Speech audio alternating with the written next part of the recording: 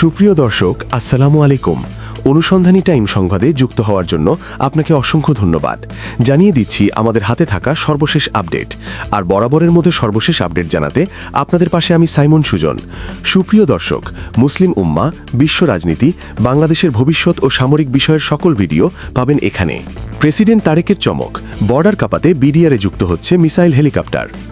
বাংলাদেশের সীমান্ত মানচিত্রে নতুন করে উত্তেজনা ছড়িয়ে দিয়েছে এক ঘোষণার খবরে। সেই ঘোষণার নাম বিডিআর ফেরত আসছে। বহু বছর আগে যেই বাহিনীকে সীমান্তের প্রতিটি পদে সবচেয়ে সাহসী, সবচেয়ে শক্তিশালী বলে মনে করা হতো, সেই বাংলাদেশ রাইফেলস বিডিআর আবারও ফিরতে চলেছে। বিষয়টি আরও নাটকীয় করে তুলেছে এই খবর যে প্রধানমন্ত্রী তারেক রহমান নিজেই স্বাক্ষর করেছেন এই সিদ্ধান্তের পক্ষে। এটি নিছক একটি প্রশাসনিক নীতি নয়, এটি একটি রাজনৈতিক, মনস্তাত্ত্বিক এবং ঐতিহাসিক বার্তা একসাথে। বাংলাদেশের সীমান্ত মানচিত্রের দিকে তাকালে একটি প্রশ্ন আজ আবার নতুন করে উঠে আসছে। নাম কি শুধুই নাম, নাকি নামের ভেতর লুকিয়ে থাকে শক্তি, সাহস আর ভয়ের ইতিহাস? একসময় ছিল এমন একটি বাহিনী যার নাম উচ্চারণ হলেই সীমান্তে উত্তেজনা ছড়িয়ে পড়ত। সেই নাম বাংলাদেশ রাইফেলস বিডিআর।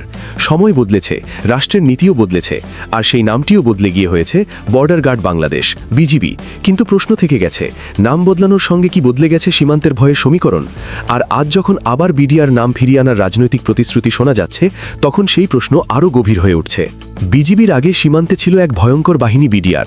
বিডিআর কোনো হঠাৎ তৈরি হওয়া বাহিনী ছিল না, এর শিখর ছিল বহু গভীরে, ঔপনিবেশিক শাসনের সময় পর্যন্ত বিস্তৃত। ব্রিটিশ আমলে সীমান্ত পাহারা দেওয়ার জন্য যে বাহিনীগুলোর জন্ম হয়েছিল, তার ধারাবাহিক রূপই পরবর্তীতে পাকিস্তান আমলে ইস্ট পাকিস্তান রাইফেলস ইপিআর এবং স্বাধীনতার পর বাংলাদেশ রাইফেলস। 1971 সালের মুক্তিযুদ্ধে এই বাহিনীর সদস্যরা শুধু সীমান্ত পাহারায় সীমাবদ্ধ ছিলেন না, তারা অস্ত্র হাতে সরাসরি যুদ্ধে নেমেছিলেন। অনেক বিডিআর সদস্য ছিলেন গেরিলা যোদ্ধা, সীমান্ত যুদ্ধ ও প্রতিরোধে অভিজ্ঞ। স্বাধীনতার পর 1972 সালে যখন বাহিনীটির নাম হয় বাংলাদেশ রাইফেলস, তখন সেটি ছিল এক অর্থে সদ্য জন্ম নেওয়া রাষ্ট্রের প্রথম প্রতিরক্ষা দেওয়াল। সীমান্তে বিডিআরের উপস্থিতি মানেই ছিল কঠোরতা, চোরাচালান, অনুপ্রবেশ কিংবা সীমান্ত লঙ্ঘনের জবাবস্ত শক্ত হাতে। ভারত বাংলাদেশ সীমান্তে একাধিক উত্তেজনাজনক পরিস্থিতিতে বিডিআরের সদস্যরা পিছু হননি।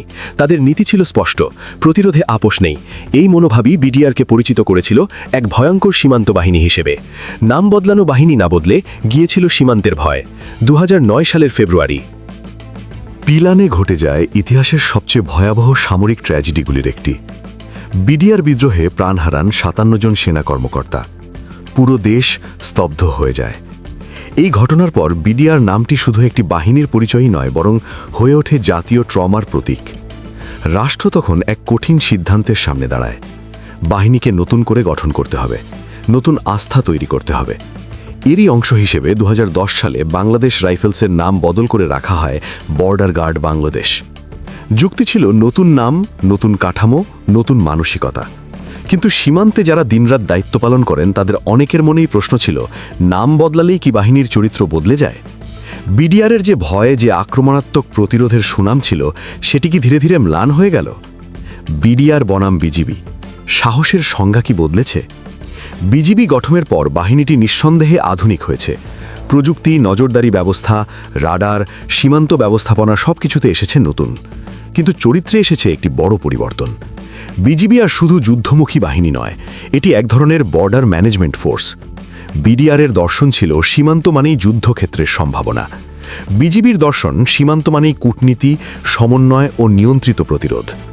বিডিআরের সদস্যরা যেখানে ভারী অস্ত্র ও আক্রমণাত্মক প্রশিক্ষণে অভ্যস্ত ছিলেন, বিজিবি সেখানে বেশি গুরুত্ব দেয় সংযম, আইন ও আন্তর্জাতিক সম্পর্কের ভারসাম্যে। এখানেই আসে সেই বিতর্কিত প্রশ্ন, সাহস কি মানেই আক্রমণাত্মক হওয়া, নাকি সাহস মানেই ঠান্ডা মাথায় সীমান্ত সামলানো? বিডিআর ফিরলে কি বদলে যাবে সীমান্তের মানচিত্র? এই ঘোষণার পেছনে একটি স্পষ্ট ধারণা কাজ করছে। নাম বদল মানে মনোবল বদল। রাইফেলস শব্দটি বাহিনীর সদস্যদের মনে যোদ্ধা পরিচয়কে জাগ্রত করে। সমর্থকদের মতে বিডিআর ফিরলে সীমান্ত বাহিনীর আত্মবিশ্বাস ও সাহস আরও দৃশ্যমান হবে।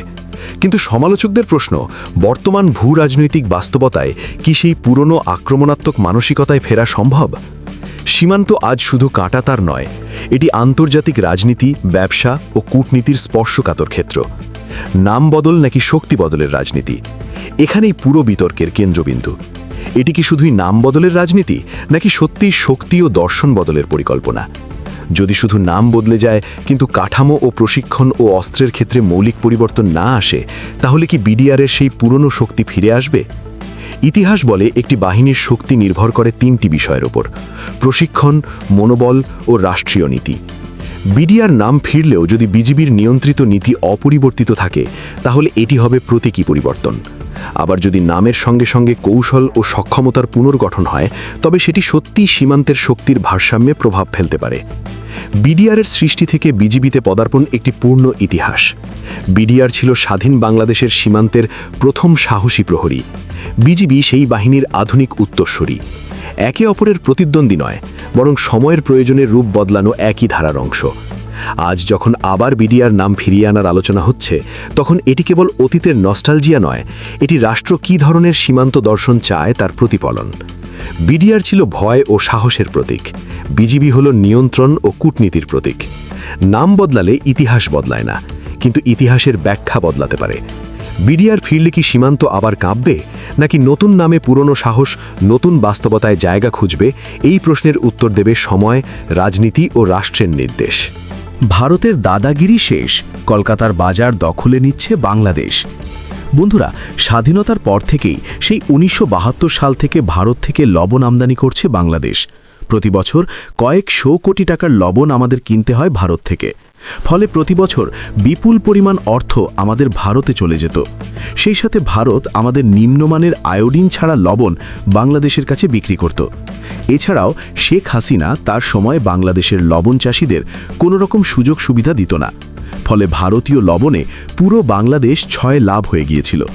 সে সময় বাংলাদেশে যেসব লবণ উৎপাদিত হতো, সেগুলো একমাত্র গরুর লবণ ছিল। আর মানুষ যেসব খাবারের কাজে বা রান্নার কাজে লবণ ব্যবহার করত, তার অধিকাংশ লবণই ভারত থেকে আমদানি করতে হতো। কিন্তু এবার সময় বদলেছে, উৎপাদন বেড়েছে, নীতিমালা আরও শক্ত হয়েছে, আর মাঠে নেমেছে হাজারো লবণ চাষি। তাদেরকে উন্নত প্রযুক্তির ট্রেনিং দিয়েছে সরকার। ফলে আগের চেয়েও এখন আরও বেশি লবণ উৎপাদনে সক্ষম হচ্ছে কৃষকেরা। কিন্তু কী পরিমাণ লবণ উৎপাদন করছে বাংলাদেশ? বাংলাদেশ কি বর্তমানে নিজ দেশের চাহিদা পূরণ করতে পারছে? এবং বাংলাদেশ কি ভারতকে টিক্কা দিয়ে লবণ উৎপাদনে ভারতের চেয়ে এগিয়ে যেতে পারবে? আর কিভাবে বর্তমানে বাংলাদেশের কৃষকরা ভারতের কলকাতার বাজার দখলে নিয়ে নিচ্ছে, সে সম্পর্কেও বিস্তারিত আলোচনা করা হবে আজকের ভিডিওটিতে। তাই আজকের এই ভিডিওটি মনোযোগ সহকারে একদম শেষ পর্যন্ত দেখতে থাকুন। তো চলুন শুরু করা যাক। বন্ধুরা, 2025-26 মৌসুমে বাংলাদেশের লবণ উৎপাদন 22.3 লাখ মেট্রিক টন ছাড়িয়েছে, যা গত 63 বছরের মধ্যে সর্বোচ্চ। দেশের বার্ষিক চাহিদা প্রায় 25 থেকে 26 লাখ টন। অর্থাৎ এবার আমরা লবণের সংসম্পন্ন হতে চলেছি। এবার যদি আমরা বাংলাদেশে উৎপাদিত লবণের গুণাগুণ দেখি, তাহলে বাংলাদেশের লবণের কোয়ালিটি ভারতীয় লবণের চেয়ে অনেক বেশি ভালো এবং পুষ্টিকর। আর বাংলাদেশের লবণ উৎপাদনের প্রাণকেন্দ্র হচ্ছে কক্সবাজার। এছাড়াও চট্টগ্রাম এবং বাঁশখালী অঞ্চলেও উৎপাদন বাড়ছে দ্রুত।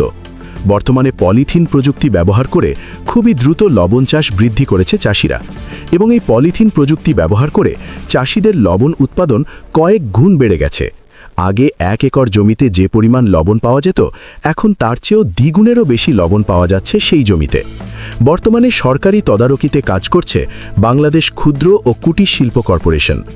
আমদানি শুল্ক বৃদ্ধি, ভোজ্য লবণ আমদানি সীমিতকরণ এবং বাজার নজদারির ফলে দেশীয় শিল্প কিছুটা সুরক্ষা পেয়েছে, এবং বর্তমানে বাংলাদেশে এখন ব্যাপক হারে লবণ উৎপাদন বৃদ্ধি পেয়েছে।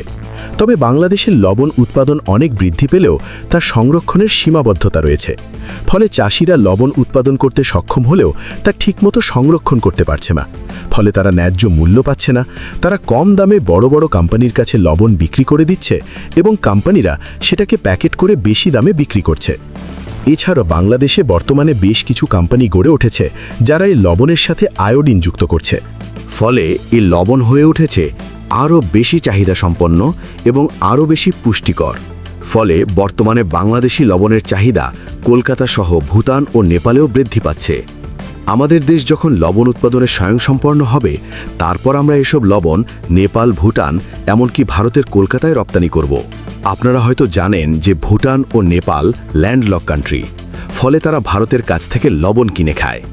ভুটান ও নেপালের যেহেতু সমুদ্র নেই, তার ফলে তারা লবণ প্রদান করতে সক্ষম নয়। ফলে তারা ভারতের কাছ থেকে বেশি দামে লবণ কিনে থাকে। আর ভারতীয় লবণ যেহেতু পুষ্টিকর নয় এবং গুণগত মানও বাংলাদেশের চেয়ে খারাপ, তাই তখন তারা ভারতের বিকল্প হিসেবে বাংলাদেশকে বেছে নেবে। আর এখানেই ভারতের দাদাগিরি শেষ হতে চলেছে। এখন বর্তমানে বাংলাদেশের চাষিরা যে হারে লবণ উৎপাদন করছে তা খুব শীঘ্রই বাংলাদেশের চাহিদা পূরণ করে ফেলবে এবং আমরা আগামী 2-1 বছরের মধ্যেই এসব লবণ বহির্বিশ্বে রপ্তানি করব। এর ফলে প্রচুর পরিমাণে বৈদেশিক মুদ্রা অর্জন করবে বাংলাদেশ। আগে যেখানে লবণ কেনার জন্য দেশের টাকা বাইরে চলে যেত, এখন বাইরের টাকা দেশে আসবে। তো বন্ধুরা, ভিডিওটি ভালো লাগলে অবশ্যই একটি লাইক দেবেন এবং কমেন্টে জানাবেন পরবর্তীতে কী ধরনের ভিডিও দেখতে চান।